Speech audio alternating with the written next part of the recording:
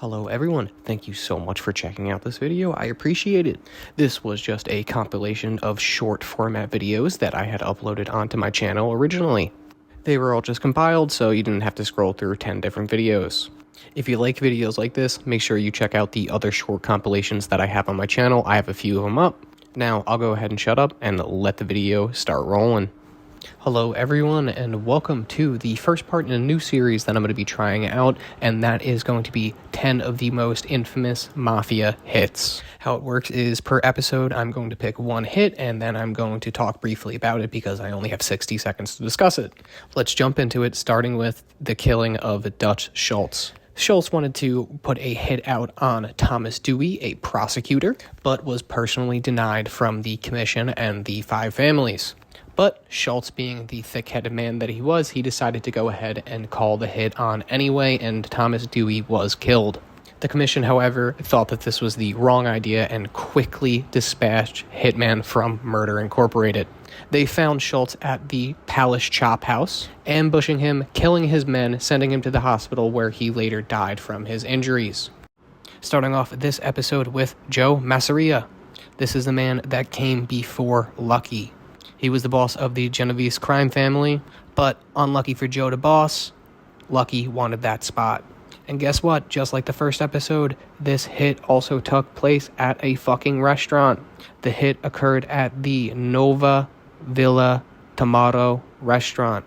2 gunmen rushed into the restaurant, and they quickly dispatched of Joe to boss, while Lucky was in the bathroom. This was most famously portrayed in Boardwalk Empire. And with this killing, it brought in a huge new life to the Mafia and basically gave birth to the modern-day Mafia once Lucky took control.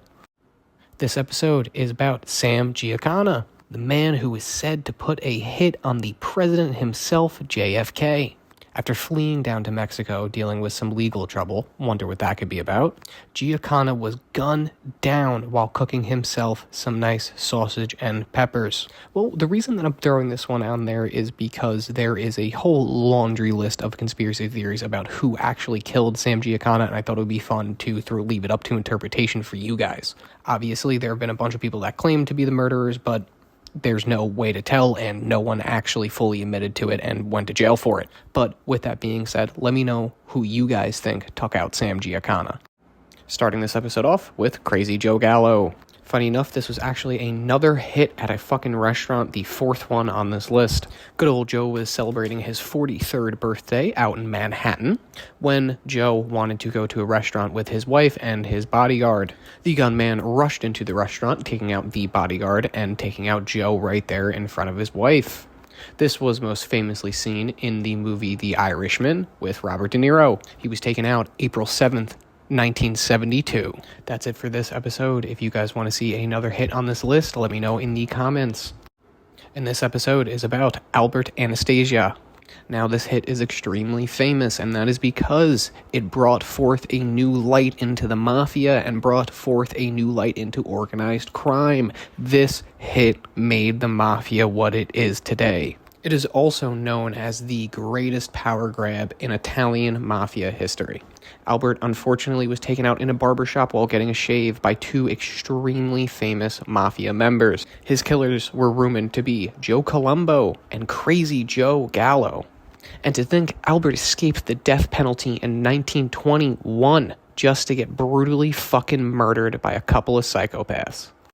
And this episode has to do with every rapper's favorite mob boss. That's right, we're covering Paul Castellano. For all the love that he gets nowadays in pop culture, he actually had a lot of fucking enemies, which makes a lot of sense. When you're a mob boss, people are going to hate you. Big Paulie was taken down 9 days before Christmas, December 16th, 1985. He was killed alongside his underboss in front of the Spark Steakhouse. The hit was said to be put forth by John Gotti as an extreme power grab. Let me know what hit you guys would like to see next. And this episode is about the ant, Tony Spalatro, most famously portrayed by Joe Pesci in Casino. And just like in the movie Casino, Spalatro went a little bit crazy with the hole-in-the-wall gang, the affair, and, well, whatever the fuck else he wanted, really. The commission also suspected him of skimming from the casino's profits and taking directly from the bosses and underbosses that invested in the casino.